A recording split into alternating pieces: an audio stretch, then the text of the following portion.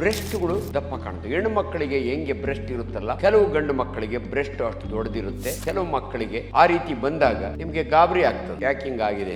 ಕೆಲವರು ಒಂದು ಬ್ರೆಸ್ಟ್ ಅಥವಾ ಎರಡೂ ಬ್ರೆಸ್ಟ್ ದೊಡ್ಡದಾಗಿರುತ್ತೆ, ಯಾಕೆ ಹಿಂಗಾಯ್ತು, ಏನ್ ಮಾಡ್ಬೇಕು.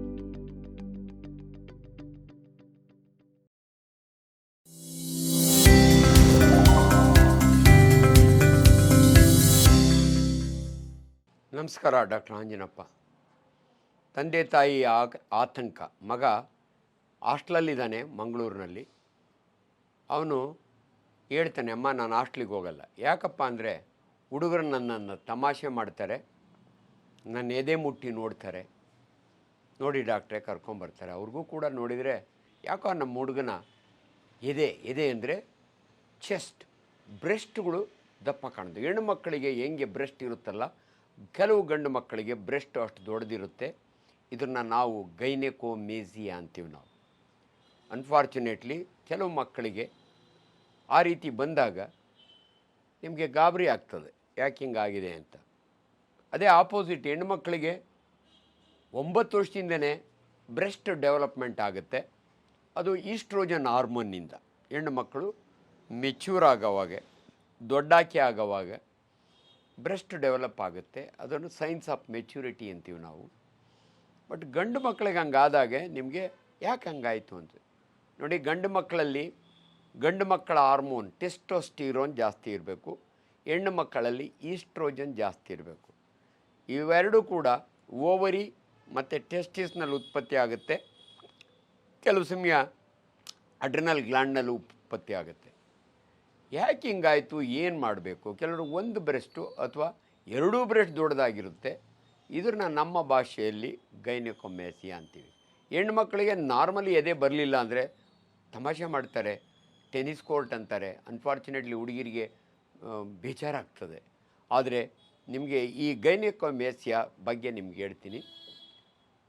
ಭಾಳ ಇಂಪಾರ್ಟೆಂಟ್ ಅಂತ ಪೇಷಂಟ್ಸ್ ಬಂದಾಗೆ ಇದು ಪ್ರೈಮರಿನ ಸೆಕೆಂಡ್ರಿನ ಅಂತ ನಾವು ನೋಡ್ತೀವಿ. ಅಂದರೆ ಟೆಸ್ಟಿಸ್ ಎಕ್ಸಾಮ್ ಮಾಡ್ತೀವಿ. ನಾರ್ಮಲ್ ಟೆಸ್ಟಿಸ್ ಇದ್ದರೆ ಇದು ಪ್ರೈಮರಿ ಗೈನೆಕೋಮೇಸಿಯಾ ಅಂತೀವಿ. ಆಗ ತಂದೆ ತಾಯಿಗೆ ಅಶ್ಯೂರೆನ್ಸ್ ಕೊಡ್ತೀವಿ. ಕೆಲವು ಸಮಯ ತನ್ನಷ್ಟಿಗೆ ತಾನೇ ಡಿಸಪಿಯರ್ ಆಗ್ತದೆ, ಅಂದರೆ ಕಡಿಮೆ ಆಗುತ್ತೆ.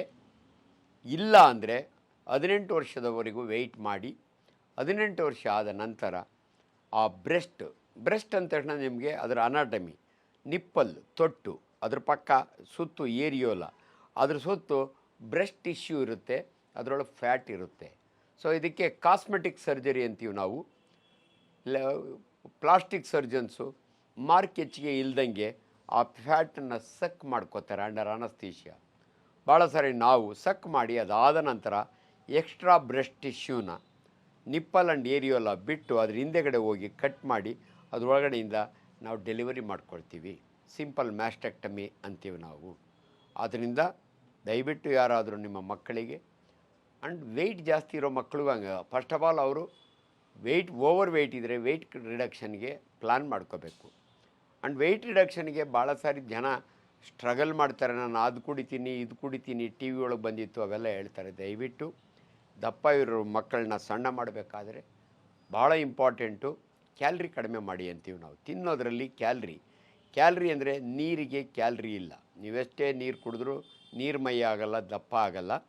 ಆದರೆ ದಿನನಿತ್ಯ ಐಸ್ ಕ್ರೀಮ್ ತಿಂತೀನಿ, ಸ್ವೀಟ್ ತಿಂತೀನಿ, ಅನ್ನ ಜಾಸ್ತಿ ತಿಂತೀನಿ, ಇವೆಲ್ಲ ಕಾರ್ಬೋಹೈಡ್ರೇಟ್ ಜಾಸ್ತಿ ತಿಂದರೆ ನೀವು ವೆಯ್ಟ್ ಜಾಸ್ತಿ ಆಗುತ್ತೆ. ಅದನ್ನು ಕಡಿಮೆ ಮಾಡಿದರೆ ಆಟೋಮ್ಯಾಟಿಕಲಿ ವೆಯ್ಟ್ ಕಡಿಮೆ ಆಗುತ್ತೆ. ಆಲ್ರೆಡಿ ಒಳಗಿರೋದನ್ನು ಖರ್ಚು ಮಾಡಬೇಕು ಅಂದರೆ ಬ್ರಿಸ್ಕ್ ಎಕ್ಸರ್ಸೈಸ್, ವಾಕಿಂಗ್ ಮಾಡಿದರೆ ವೆಯ್ಟ್ ಕಡಿಮೆ ಆಗುತ್ತೆ. ಸೊ ಫೈನಲಿ ನಿಮಗೆ ಗೈನೆಕೋಮೇಸಿಯಾ ಇದ್ದರೆ ಅದಕ್ಕೆ ನಮ್ಮ ಅಟೆನ್ಷನ್ ಬೇಕು. ಸರ್ಜನ್ ನೋಡಿದರೆ, ಪ್ಲಾಸ್ಟಿಕ್ ಸರ್ಜನ್ ನೋಡಿದರೆ ಅದಕ್ಕೆ ಟ್ರೀಟ್ಮೆಂಟ್ ಇದೆ. ಗಾಬರಿ ಆಗಬೇಡಿ. ಏನೇನೋ ನಾಟಿ ಔಷಧಿ ಮಾಡಿಸ್ತೀನಿ ಅದೆಲ್ಲ ಮಾಡೋಕ್ಕೆ ಹೋಗಬೇಡಿ. Thank you. ಆರೋಗ್ಯ ಮಾಹಿತಿಯ ಇಂಥ ಮತ್ತಷ್ಟು ವಿಡಿಯೋಗಳಿಗಾಗಿ Vishwavani health YouTube channel subscribe ಮಾಡಿ.